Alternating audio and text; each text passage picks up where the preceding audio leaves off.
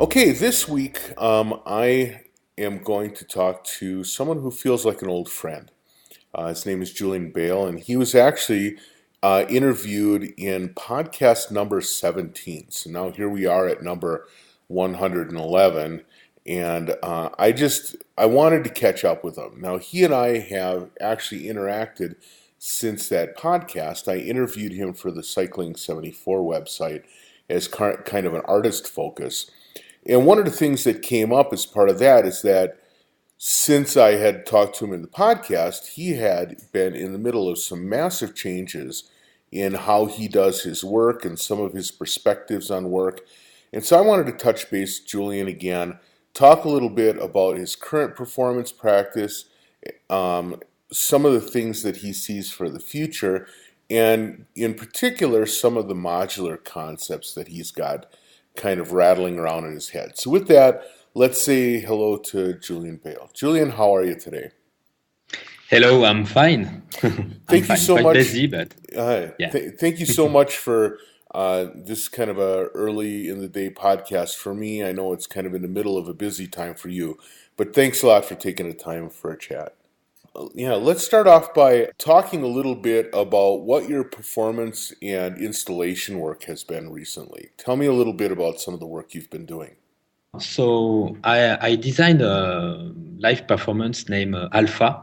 I played a lot previous year, and this was for me a very interesting live performance concept because this was the first one on which I'd worked at the same time for visuals and music and sounds. So usually I used to work with my sound at first and then to design visuals because I felt these two different matter, visual and sound, like the same object.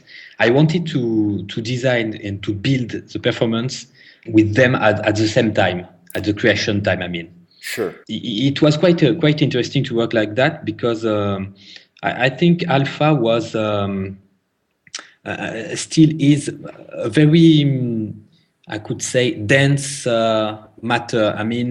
The density of Alpha can come from this way of creation, I guess.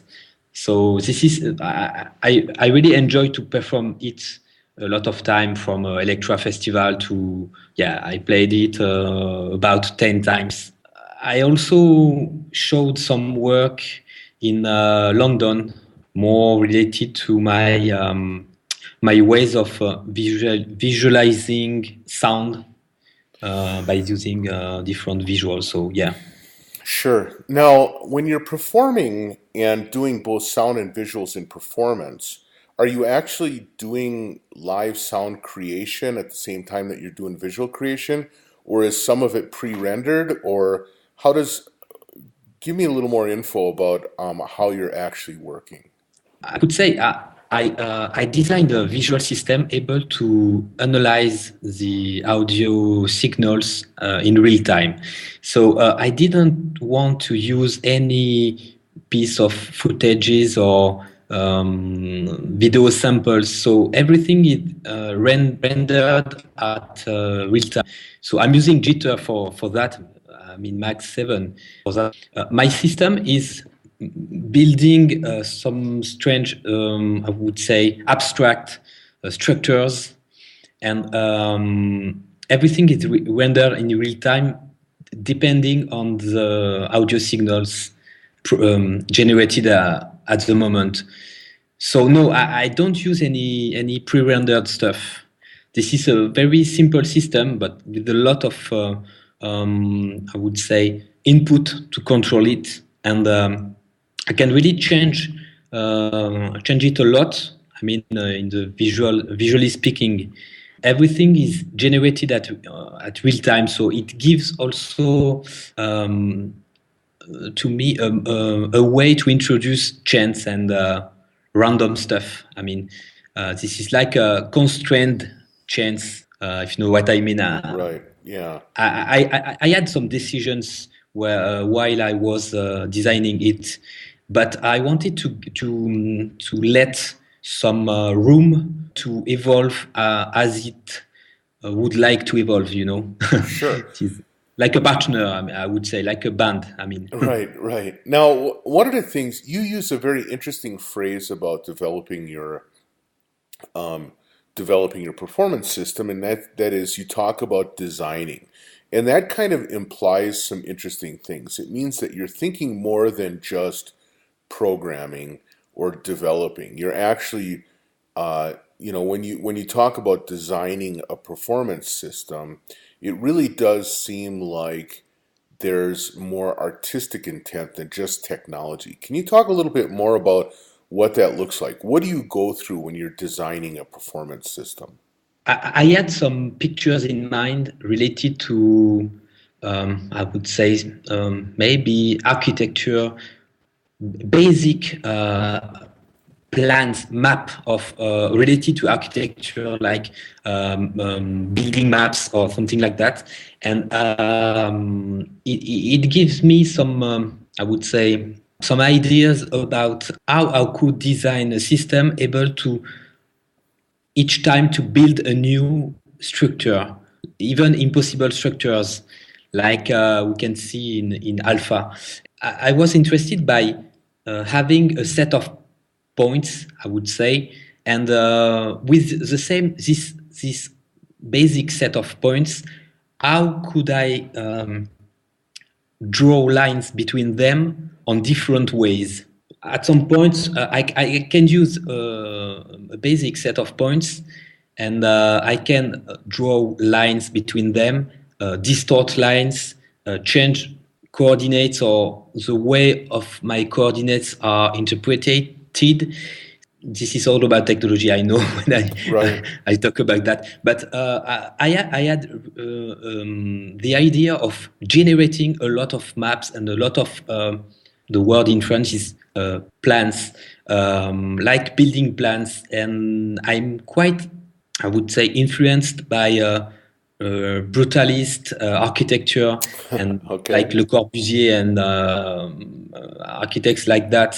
Right. So I think this is what we can see in alpha, because alpha is like every time and generating new structures, new material, and processes on matrices of dots like erosion. Like you Mm-hmm. have a concrete material that can be eroded by other algorithms and finally by the sound itself. So I think alpha is like a real a very tight an intention very tight with the architectures and sounds, like sounds changing architectures and Sure. the opposite. Yeah, I think this was my first intent at the beginning, and it is quite confirmed because I'm going more doing field recording and stuff like that in the space and in a concrete architecture. So yeah, I think this is I would say the path, my path. Yeah. Well, that's really interesting because, um, sort of the idea of thinking in terms of maps instead of, images, that really does kind of open up some different ways of managing and manipulating the data. That sounds actually pretty interesting. Now, what do you use for the sound input into this? Are you using something like Ableton Live, or are you using hardware? What are you using for the sound part of this? Actually, for alpha, I only used synthesized sound, but inside my computer. Okay. I still didn't have my modular system, so I was only designing stuff using Max through Max for Live inside Ableton Live, Oh, okay. or yeah, so the input of the sound is only synthesized sounds and very strongly, sometimes modulated sounds and stuff like that. So the input is only coming from my computer. Yeah. Now, in an environment like this, I'm always curious about this, and I'm going to ask you because I tend to ask everybody this same kind of question, which is when you're performing live, one of the things that you want to do is you want to balance having things change and be interesting and not boring your audience, but you also want to make it be part of a whole presentation and part of an artistic statement. What do you do to balance those two things in a performance world? Because if you're generating all the sound and generating all the visuals, it can be easy to kind of fall in love with one thing. But if you do that for hours, it can be kind of boring. What do you do to mix things up? But when you're mixing them up, how do you keep them all in the same statement? Yeah, this is a difficult question because I think we should ask this to the audience. Maybe I don't know. Maybe I don't know if alpha maybe is boring at sometimes. The balance. This question about the balance could be also a question about balance between writing things and changing things on stage. I think this is a bit the same idea. So I decided to have some quite written structures because I wanted them to be like that, and I'm trying to make them evolving on stage. But actually, there is a part which is, I would say, written. And this part maybe is not a part related to notes or to, I would say, automations, but this is more a context. Like So a I, predefined idea, anyway. I have a predefined idea, a predefined context, and this in this context, things can happen. I would say a bit like this or a bit like that, and then I can make them evolving on my own way on stage with a lot of room for. I would say it can be called improvisation. So yeah, this balance decide a bit when I started to design my system, because I really have to ask myself what I wanted to build and what I wanted to do on stage, and what could be what the thing could be written, which things could be written, or yeah. I don't know if I answer No, I to the think that's question. I think that's actually an interesting approach because what it sounds like then is you're putting together a system that has directions. You decide on a general direction. You don't decide exact steps. Yeah, exactly. Yeah, interesting. And of course, you have to choose a place of the cursor for that. So you have to choose the right balance. But I think it depends on what you have in mind. So yeah. Sure. Well, just if it helps you, I've talked to a couple of people that have senior alpha performance, and nobody suggested it was boring. So I think Okay. I think you're in good shape Nice. there. Quite nice feedback. So yeah, There you go. fine. Yeah. So let's talk a little bit about your move into modular. This is something that came up when I interviewed you for the Cycling 74 site. You had started getting into modular hardware, but you also were starting to think of your software development in modular terms. It seemed like the modular concept started kind of taking over your brain. Tell me a little bit about what caused that to get started and kind of where you are now. I think I wanted to be, I would say, a bit challenged by a new approach, and when I started to use some small parts of modular synthesizer, I was really fascinated by the way of, I would say, composing, building, I would say, literally building music by building patches. This is something I already did before using Max, but really at the beginning challenged by the way of composing a lot of tracks. At the beginning with software, I was like, I want to make a song, a track. Let's put this on the side, and yeah, I want to start another one, etc., etc. And this was more like a parallel creative process. Actually, I didn't really finish a track, And this is quite basic, but by using modular synthesizer, I have to let the patch as it is at some point if I want to keep my all my parameters all the same and related to a particular track. So this is really, really challenging. And actually, yesterday I was still discussing with a very good friend and about all these processes. And I was like, yeah, I'm not comfortable yet, but yeah, actually, but I think in this kind of uncomfortable place or zone, this is the right place to be creative, I would say. And actually, I have we can use modular synthesizer on billions of different ways, but I'm starting to be a bit more creative by using this, because each element, each signal can modulate or can be listened by the system. So I have really the feeling of each signal can be controlled, can control something else, can be listened. Everything is the same matter, I would say, Right. electrical pulse. So, and I like this idea because I felt that with Max, because each element inside my computer can be data or can be video or Right. It can be audio fed signals. into any other system, right? Yeah, yeah. So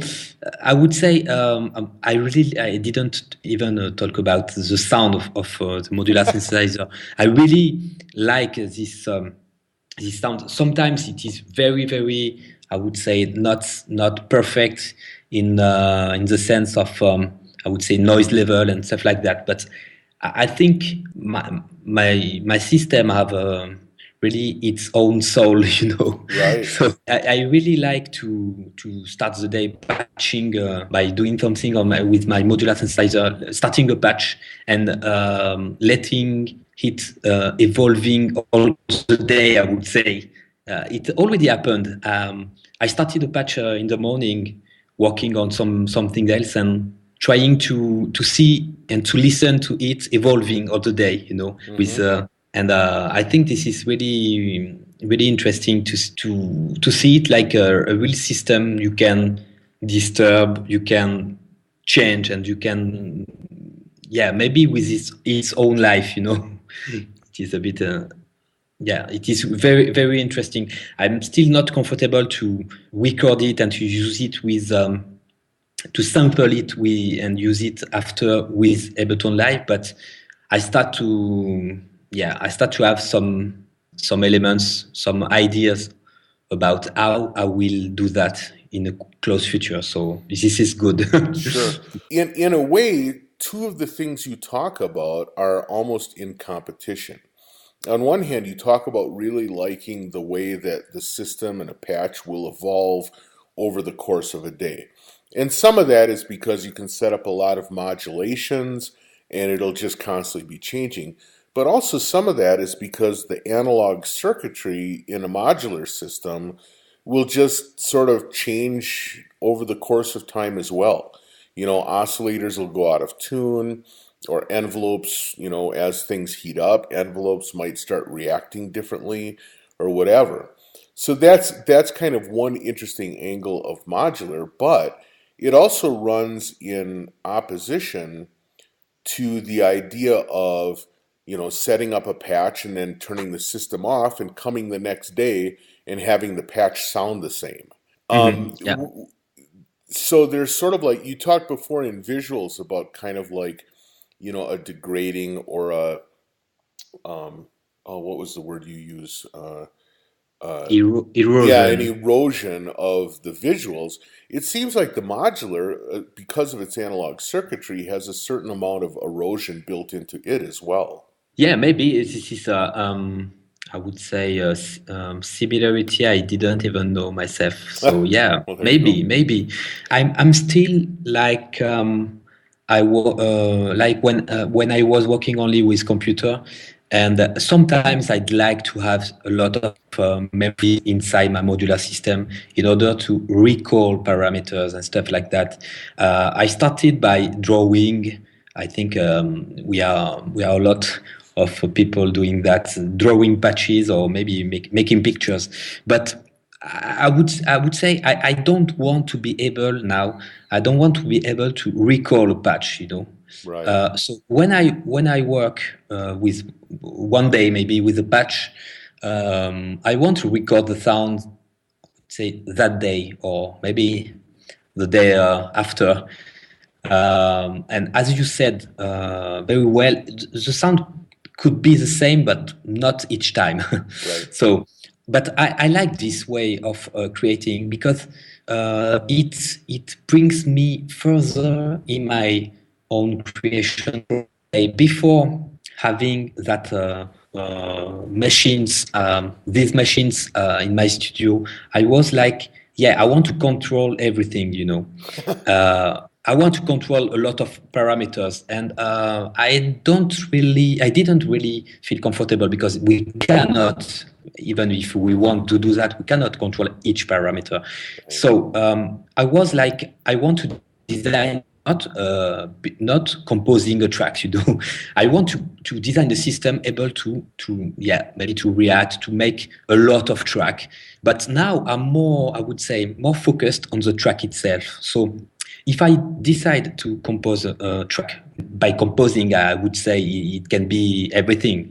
I could use sequencer, or I could use a master clock or not. Mm-hmm. But when I decide to compose a track, I want to work on that track, not on a system able to build 10 tracks. Right. Right. I want to be, so I think it comes, this new step in my creation process comes with the idea of, I would say, releasing more stuff. Actually, I was more in the flow of making only live performances, and now I really want to write. Like I would say to write this on in CDs, or I don't know, in printing my own visuals, and I'm really in that new step of my creation life, I would say. So I want to be focused on a particular track and not the one, not the next one, not the one before. I want to really find new sounds for that track, and I'm more focused on it. This is quite challenging, but at the same time, I think my work could be more. I feel that I am digging deeper in my own, my own way of expression. So yeah, I'm quite happy with that. Sure. That makes a lot of sense to me because I too have been going in a similar direction. I have always, up to this point, I've always very much preferred doing live performance to making, we'd call it making artifacts, whether it's recordings or prints or whatever. Because with live performance, in a way, you can sort of like be uncomfortable with the thing and kind of ride that wave, and that becomes part of the risky nature of a performance, right? Yeah, But yeah, when you're doing a recording, for example, you have the opportunity to obsess over it and kind of go a little crazy, and that tends for me, that has tended in the past for me to not be a very comfortable place at all. And now, and some of it is because of the modular and modular systems, and some of it is because I personally am doing more things with visuals, which is kind of exciting me into doing music again, or doing like recorded music again. And I think that's fun. I think that's great. The question I have for you, because it's such a problem for me, is how do you get over obsessing? Now, one of the things you talk about is kind of wanting to be of the moment, right? Kind of almost like Zen like saying, I'm working on this track, not every track. What do you do to prevent yourself from getting overly obsessive about making each track perfect? Actually, this is I couldn't really answer to this question because I am still in the I want to find, would say, the right sound at the right moment for my own, which is quite subjective, my own feeling. So I would say the thing that can stop me to explore and to say, yes, now I have a nice matter and I can assemble it using my DAW on my computer or just letting it like that. I think this is because I'm representing it in my head like an evolution in the time. I mean, I have some patterns running, playing in my modular system, and at some point, I want to fix them in a timeline, you know. And I think this is at this moment, I can stop to explore, and I think the track is finished, you know. Sure. But actually, it is a bit a paradox, but it comes from this new step in this new, I would say, method or this new way of creation comes at the same moment when I think I'm now assuming totally to be obsessed by a track. You know, Yeah. at the beginning I was like, yeah, I don't want to dig too much because it will bring me too much far from the other tracks. You know, now I can really dig one track very very deeper, you know. And because I assume that, I think my work, I would say, I feel like if I was expressing myself better, I think I'm feeling comfortable in that way. Okay. Yeah. Do you think that there's also some amount of that that comes from the fact that working with modulars and working with kind of uncontrollable systems and having to record them at that moment, do you think that that also sort of helps you stay focused on a single track because you can't set something up and come back to it 6 months later? Yeah, actually, it means this is like when I was playing music with my friends when I was younger. We weren't writing our notes and our music, so this was just something about memories. So I feel a bit like that. We are here at that moment. What could be the best way to write these moments in memory? The best idea wouldn't be to be able to recall the memory, but only to just to read it like an interpretation, you know. If I can recall all my parameters, this is like if I would say, run that moment again, but Right. actually this is not possible. Even if we can dream about that, Right. I would say it's like using a photography and looking at a photography, or maybe designing a 3D models of the moment. You know, Right, you right. can we can have all the feelings actually. So Well, and it also, I mean, in a way, you actually use the word that I think makes a lot of sense in this case, which is the idea of a dream. I mean, if you think of a dream as being a memory that's not exactly correct, that actually kind of implies some of the things you're talking about, where if you have exact recall of a moment, sometimes it's not as good as dreaming about the moment. actually, yeah.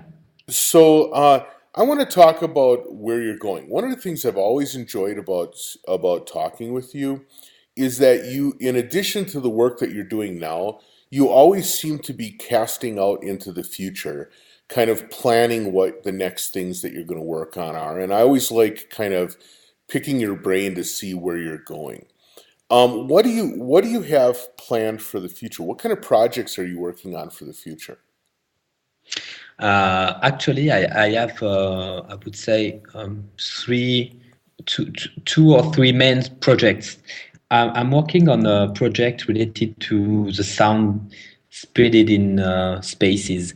Another, I would say, challenge for me because I don't I didn't make a lot of field recording in the past, so it can be hard for me. But I really want to design some specific sounds specifically made for a particular architecture, and I'm working with a research lab in France named LMA for mechanical and acoustic lab, which is a very nice research lab and very famous. And I'm working with them because they help me to, I would say, to know better which sound could be reverberating more in that specific space or in this other one, you know. And this project is about how the sound can change, I would say, a room, or how a sound can change a space, and on the other way, how the space can change the sound I'm spreading it inside, you know. I see. Sure. And this idea is not quite, I wouldn't, I shouldn't say that, but this is not a really new idea. But what I am trying to do is to design the right sound for the right place, and I want to use the color of the space, how a space can color the sounds, you know. So I'm still looking for the better places to do this project. I think a long-term project. I need to go to a space to record sound, and then to use that to make a track, you know. Yeah. So you're talking Track, about yeah. like site specific sound art. The idea at the beginning was only to make a release, you know, Hmm. like maybe 10 places, 10 Oh, I see. track. Right. And but I'd really like to maybe make the opposite and make a installation in these places, so it could be also challenging the audience by sending some impulse-based sounds, you know, like those we can use for modeling reverb, Sure. you know, with impulse response and stuff like that. So I'd like to make an installation related to that, and obviously it will cross at some point concrete buildings and brutalist architectures. Right. Right. Actually, I'm quite very interested by this kind of matter. So maybe the sound will be designed specifically with that in mind, and Sure. yeah, so this is one of my main projects. And yeah, I have another one more related to radio signals and antennas and stuff like that, and maybe my next live performance will be related to that. It would be, I would say, something like audiovisual, a bit like the same setup like alpha, you know, but using a lot of matter recorded through antennas, and maybe using some kind of strange atmospheric radiation. So I don't know, data set or stuff like that to trigger the modular and to record it. And yeah, I have that, yeah, I would say obsession for signals, and specifically for radio signals, you know. I think this is quite, I would say, intimate, like very personal, because my father is a radio amateur. So yeah, I was like my first steps in my life were between all these quartz and strange radio emitters and receivers. So yeah, Right. maybe I'm quite related with that, and this is also all about transmissions and sharing,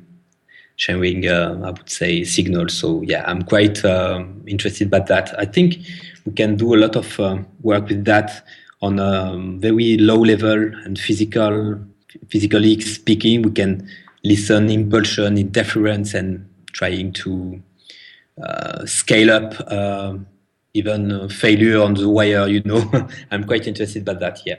Sure. And it's interesting that you have, it kind of also harkens back to your childhood and your interaction with your father. That's really interesting. So our time is about up. It always goes so fast. I never know where the time went. But before we Yep. go, one of the things that I started doing after our last interview was talking to people about, in different ways, how would they provide information to the new generation? And sometimes I say it like, what would you say to a 18-year-old version of yourself? Or sometimes I say, how would you mentor somebody that was trying to become a sound or visual or performing artist? And I'm curious to hear what you think. What do you think is the thing that a new artist could do to most quickly improve or influence their work in a positive way? Yeah, I think you kept the the more tricky question for the end of of this conversation, Ah, which is nice.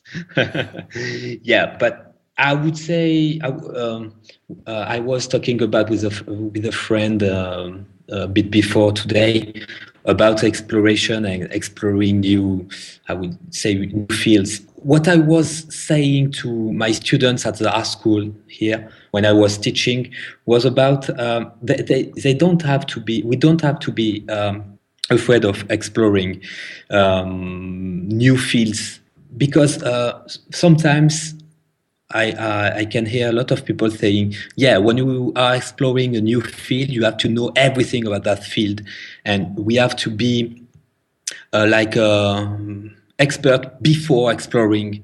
It means you have to know all the theories about that and then to practice. And I feel absolutely the opposite way. I think we have to explore a lot without this idea of knowing everything about the field. So because if we have to wait for knowing everything about a field, I think we can lose some, I would say, some feelings. When you start to explore something, you can have a lot of ideas, absolutely, I would say, personal and absolutely unique. yeah. So I would say to my, yeah, even to my children, that yeah, absolutely go to explore a lot of things.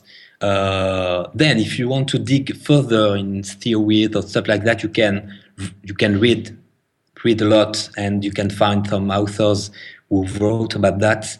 You can also have your own small pieces of theories, but I think theory should come a bit later. We have to dig and to explore by ourselves without being influenced at the beginning. I think this is really important. This is also, I would say, a way to be maybe more sure about what we want to do, Right. because this make us digging very deeper. But actually, this is not quite simple. I mean, sometimes this is hard for me to dig deeper because this is, yeah, frightening, or I don't know what. Mm-hmm. But I think this is quite very important for children and for, I would say, for people in general. So I'm actually to make my word these days is making. I even write some post-its in my studio with the word faire, which means making in Mm-hmm. French, Mm-hmm. like faire a bit everywhere, because this is for me very, very important. Yeah. Well, Julian, that's very inspiring, and that probably launches us in preparation for the next time we talk, because that's some wonderful advice. Our time is up. I want to thank you again for taking the time out of your busy schedule to talk to us, and I hope you have a great day today. Thank you very much. All right, see you later. Bye. Bye.